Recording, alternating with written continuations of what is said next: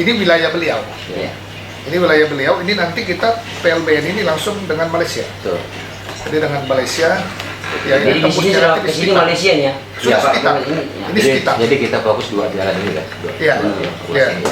Kalau ini nanti kita pakai Ini yang dari Kaltim, Pak. ya. Nah, jadi kondisi ini yang memang segera didukung, Pak.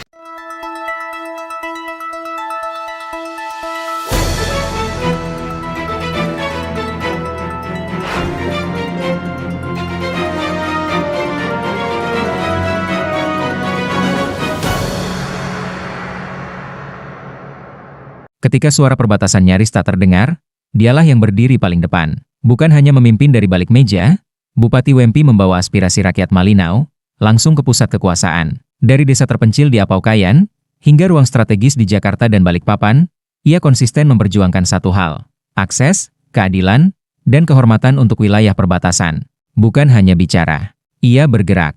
Bukan sekadar hadir, ia memastikan hasil. Inilah kisah perjuangan Bupati Wempi, suara dari perbatasan, yang kini menggema sampai ke istana. Di ujung perbatasan, di Kalimantan bagian utara, rakyat sana, kapan kita merasakan kemerdekaan? Kenapa nggak ada jalan aspal ke desa kami? Kenapa nggak ada listrik? Kenapa nggak, kan gitu? Di situ pemerintah. Pernyataan itu bukan muncul tiba-tiba. Di balik suara nasional, ada perjuangan masyarakat perbatasan yang tak kenal lelah. Di balik keputusan strategis, ada aspirasi yang terus diperjuangkan. Itulah yang selama ini dilakukan Bupati Malinau Wempi. Sejak awal masa kepemimpinannya di tahun 2021, di masa pemerintahan Presiden Joko Widodo, Wempi aktif menjalin komunikasi dengan kementerian-kementerian strategis. Ia bertemu langsung dengan Menteri PUPR saat itu, Basuki Hadi Mulyono, untuk membahas tantangan konektivitas dan infrastruktur di wilayah perbatasan. Ia juga menjalin koordinasi dengan Agus Harimurti Yudhoyono, yang saat itu menjabat sebagai Menteri ATR BPN, termasuk menyampaikan langsung kebutuhan fiskal daerah perbatasan kepada Menteri Keuangan Sri Mulyani, agar perencanaan pembangunan nasional tidak melupakan kawasan perbatasan seperti Kabupaten Malinau. Kini, di bawah kepemimpinan Presiden Prabowo Subianto, komitmen Wempi tidak berubah. AHY kini menjabat sebagai Menteri Koordinator Bidang Infrastruktur dan Pembangunan Kewilayahan, sementara posisi Menteri PUPR diemban oleh Dodi Hanggodo. Keduanya menerima langsung aspirasi dan laporan dari Bupati Wempi, sebagai kelanjutan perjuangan yang telah ia rintis sejak periode pertama kepemimpinannya. Perjuangan ini adalah kerja lintas waktu, lintas presiden, lintas kementerian. Satu komitmen yang tak berubah, membuka isolasi wilayah perbatasan Indonesia. Pada 8 Maret 2024, Wempi menginisiasi rapat koordinasi infrastruktur perbatasan di Jakarta. Langkah ini menjadi fondasi diplomasi perbatasan yang terukur dan sistematis. Tak hanya di ruang rapat, Wempi turun langsung ke lapangan. Pada 5 hingga 6 Juni 2024, ia sukses membawa pejabat kementerian ke Desa Longnawang, Apaukayan, untuk pertama kalinya dalam sejarah. Langkah monumental ini menjadikan beliau layak disebut sebagai Bapak Pembangunan Perbatasan. Melalui rakor seperti ini, ya tidak mensungkan bagi kami bisa dikatakan Pak Bupati untuk bisa membantu Bapak Pembangunan Perbatasan. Dengan kehadiran beliau ini bisa kita buat gelar sebagai Bapak Pembangunan Perbatasan. Memang selama ini hati kita di Indonesia, tetapi perut kami masih di Malaysia. Selama ini beliau sudah cukup berjuang untuk perbatasan, bahkan mendatangkan juga alat berat untuk membuat jalan. Tetapi karena ini masalahnya, kita mau buat tapi ada terbentur dengan aturan hukum yang berjalan di bangsa ini. Satu-satunya bupati yang bisa membawa pejabat-pejabat dari kementerian itu adalah Pak Bupati Wempi. Pak Wempi ini dia menyatunya dalam segi berjuang untuk masyarakat. Ketika dia bicara tadi, saya sangat salut Pak. Boleh dikatakan dia ujung tombak masyarakatnya sendiri, berhadapan dengan pemerintah pusat. Perjuangan terus berlanjut. Pada 6 Desember 2024, Wempi kembali bertemu BNPB RI di Jakarta. Ia membawa suara rakyat perbatasan agar tidak hanya didengar, tetapi ditindaklanjuti. Pada retreat kepala daerah di Magelang, diplomasi Wempi semakin kuat.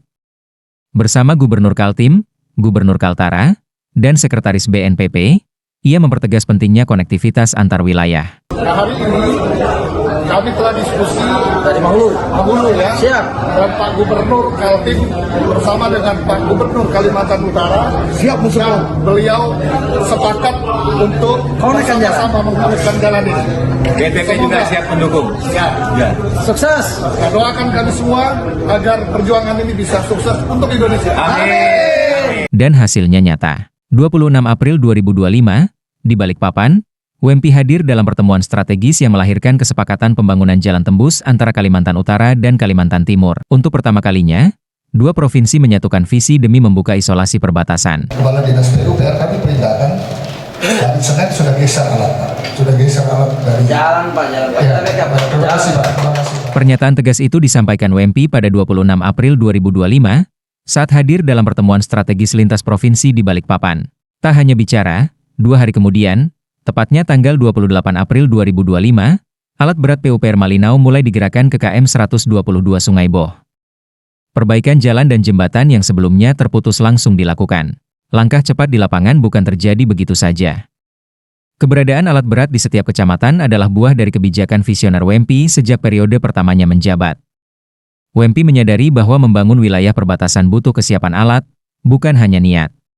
Dan pada 29 April 2025, ia kembali hadir di kantor BNPP RI Jakarta, menjaga agar rencana besar ini tetap menjadi agenda nasional. Ini adalah kolaborasi yang luar biasa, sinergi antara pemerintah kabupaten, provinsi, kementerian hingga presiden, digerakkan oleh suara dari perbatasan. Ya, banyak hal yang kami ceritakan dan beliau akan melakukan kunjungan kerja dalam waktu dekat ini ya ke daerah kita ya, nanti menuju ke daerah perbatasan.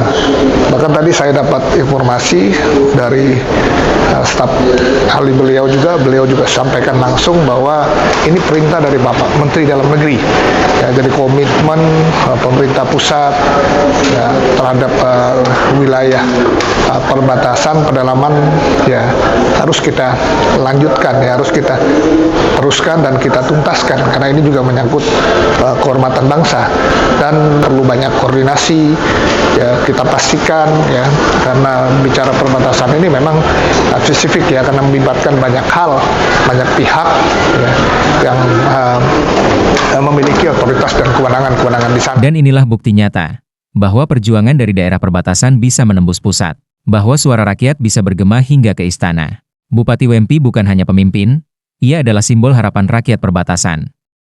Dari Malinau, Kalimantan Utara, tim Pijar Malinau melaporkan.